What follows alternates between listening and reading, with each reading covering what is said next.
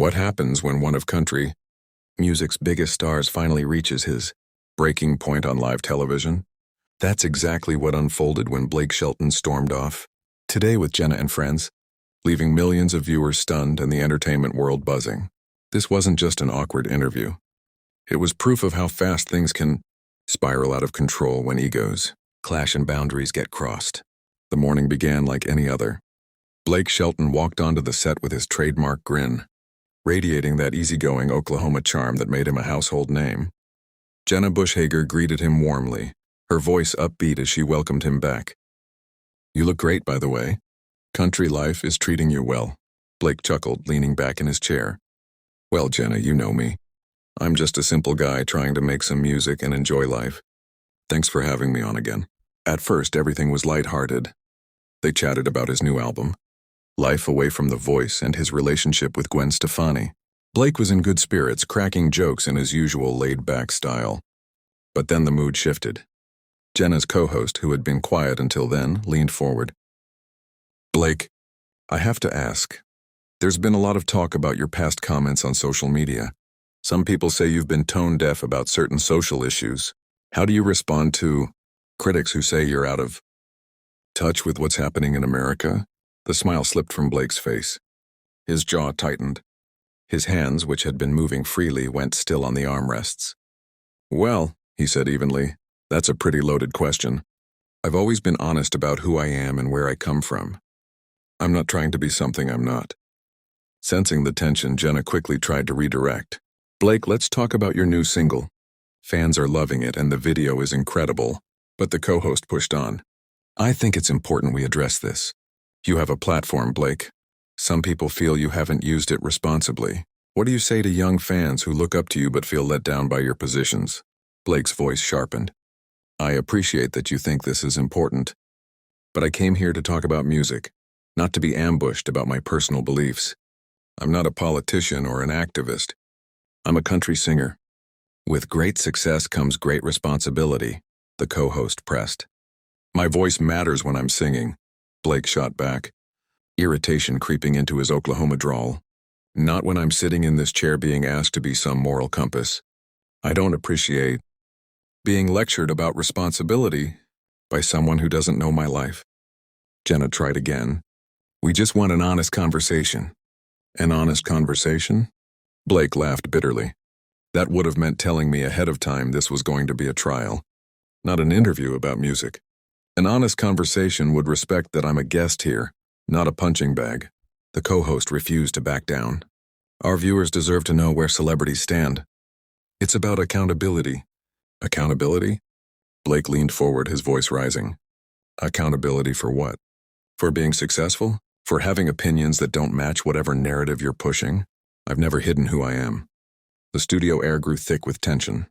Producers whispered into headsets. Cameras held steady. Crew exchanged uneasy looks. Jenna looked desperate to regain control. Blake turned to her, frustration etched across his face.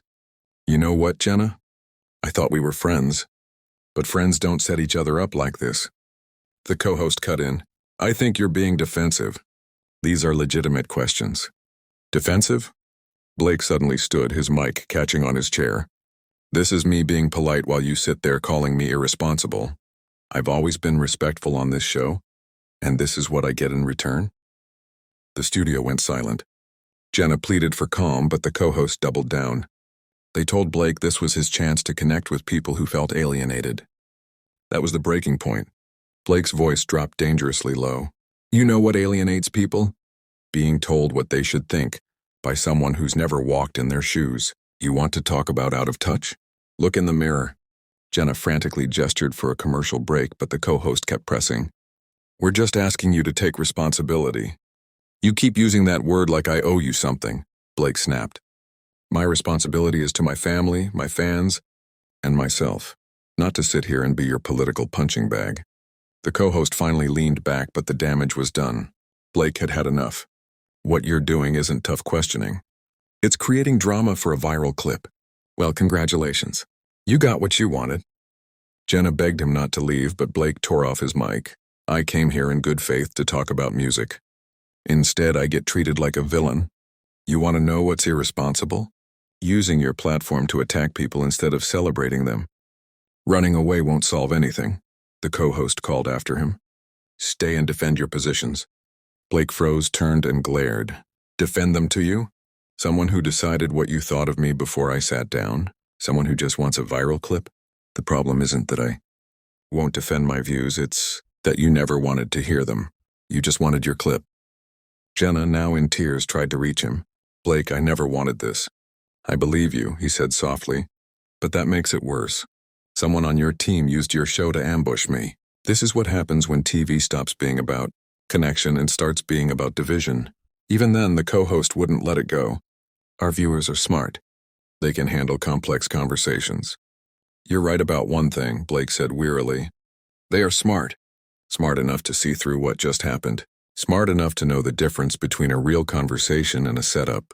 He headed for the exit, then turned to the camera one last time. To everyone watching, this isn't about you. It's about a media culture that's forgotten basic respect. I'll keep making music because that's what I love, but I won't subject myself to this treatment anymore. Jenna begged him to stay, but Blake shook his head. The conversation I came for about music and joy died 15 minutes ago. I've got fans who want to sing with me, not debate politics. That's where I belong. The co-host muttered one last line. Maybe you should think about how your words affect others. Without turning back, Blake delivered his final shot. Maybe you should think about how your words affect people. Today they cost you a guest who always tried to be respectful. And with that, Blake Shelton walked off the set, leaving behind stunned crew members, a devastated Jenna, and a co-host who finally realized they'd gone too far. The cameras lingered on the silence, Jenna's tears glistening under the studio lights, before cutting abruptly to commercial.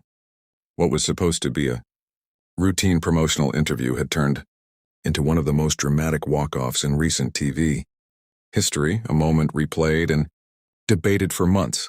Blake had made his point in the most definitive way possible, and the world of celebrity interviews would never look the same again. So what do you think? Was Blake right to walk off, or should he have stayed and fought it out? Share your thoughts in the comments. And don't forget to subscribe for more behind-the-scenes stories from the world of entertainment.